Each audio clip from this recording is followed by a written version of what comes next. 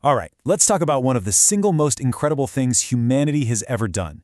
We're diving deep into the story of Apollo 11 and those first unbelievable steps onto another world. So where did this all begin? Well, it wasn't just some vague dream. It started with a challenge.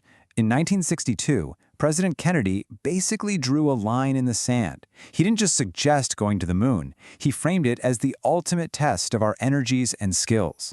This one single, really bold goal was going to define an entire decade. But you gotta ask, why that specific goal? And why then? Well, the answer really lies in the super intense rivalry of the Cold War. The mission to the moon, believe it or not, was at its heart a huge part of the space race against the Soviet Union. And let me tell you, the pressure was on. The Soviet Union had this stunning early lead with Sputnik and then with Yuri Gagarin, and each one of those was a major tech and, let's be honest, ideological blow to the US. So in response, America created NASA and basically scrambled to catch up, which set the stage perfectly for Kennedy's crazy all-or-nothing bet on landing on the moon. So, to meet a challenge that big, America needed a totally new kind of machine and a completely new level of courage. Let's take a look at the incredible tech they came up with and the three guys chosen for the trip. The solution was this three-part modular spacecraft, all sitting on top of the absolutely massive Saturn V rocket. Now, the real game-changer here was the Lunar Module, the Eagle. See, instead of trying to land the whole ship on the moon, just this tiny little lander would separate and go down. That strategy, they called it Lunar Orbit Rendezvous, was the breakthrough that made the whole thing possible, because it saved a ton of fuel. And you know, the journey itself, it wasn't a quick hop. It was this carefully choreographed 3-day coast across 250,000 miles of just nothing. And it all ended with this super precise engine burn to slip into orbit around the moon. Every single part of it had to be absolutely perfect. So what was it like inside that tiny capsule? The crew, you had Neil Armstrong, Buzz Aldrin, and Michael Collins, they weren't exactly best buds. They were described as amiable strangers, just ultimate professionals. And that professional distance, it was actually critical.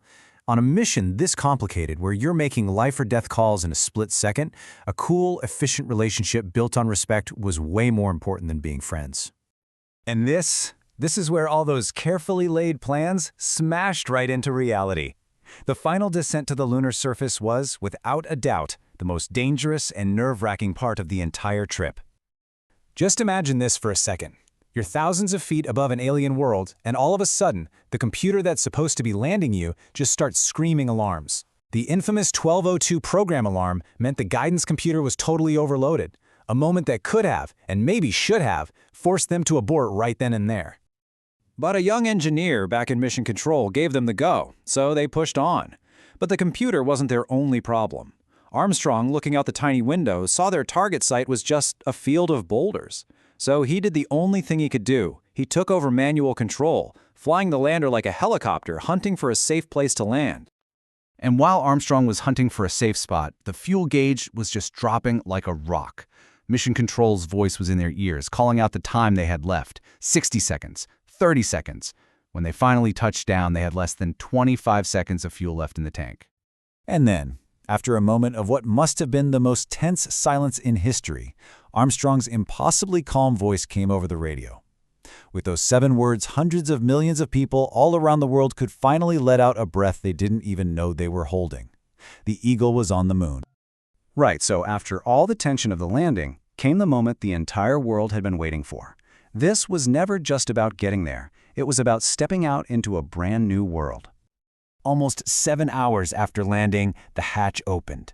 Armstrong made his way down the ladder, and with his very first footstep on that fine, powdery lunar soil, he delivered one of the most iconic lines in all of human history, creating this incredible shared experience for everyone back on Earth. But hey, this wasn't just a photo op. In their 2.5 hours outside, Armstrong and Aldrin got to work. They collected almost 50 pounds of moon rocks, they set up scientific experiments to measure things like moonquakes, and they documented everything. It was short, but it was an incredibly productive scientific expedition. I mean, the moment was so huge, it literally stopped the world. From the Oval Office, President Nixon actually called the astronauts while they were on the moon, a conversation that connected the highest office on Earth to a tiny human outpost in the Sea of Tranquility. Just amazing. You know, what they left behind was just as important as what they took. Yeah, they planted an American flag, but they also left a plaque saying they came in peace for all mankind, along with memorials for fallen astronauts and cosmonauts and symbols of peace. It really turned a national victory into this incredible gesture of global goodwill. But getting to the moon was only half the mission. They still had to get home safely. And in doing that, they would secure a legacy that would echo for generations to come. For just a brief moment, the whole world was united. An estimated 600 million people, that's a staggering 20% of the entire global population at the time, tuned in to watch the moonwalk live. It was one of the very first truly global television events, a shared experience that just went beyond all borders. But beyond the TV audience, the mission's real impact was felt right here on Earth. It created something people now call the Apollo effect, and it inspired an entire generation. Enrollment in science and engineering programs just skyrocketed. And that push for smaller, lighter, more powerful computers for the spacecraft, it directly accelerated the development of the microchips that power, well, pretty much every electronic device we use today. On their journey home, the astronauts themselves really reflected on this. Armstrong made it crystal clear that this wasn't just about 3 men in a capsule. No, this was the result of the hard work of over 400,000 people, the political will of a nation, and the scientific dreams of generations. And that really leaves us with this final thought, doesn't it? Apollo 11 proved that when we have a unified vision and we're willing to tackle the hard things, we can achieve what seems totally impossible. That was the great challenge for that generation. So the question for us now is, what will be the great challenge for ours?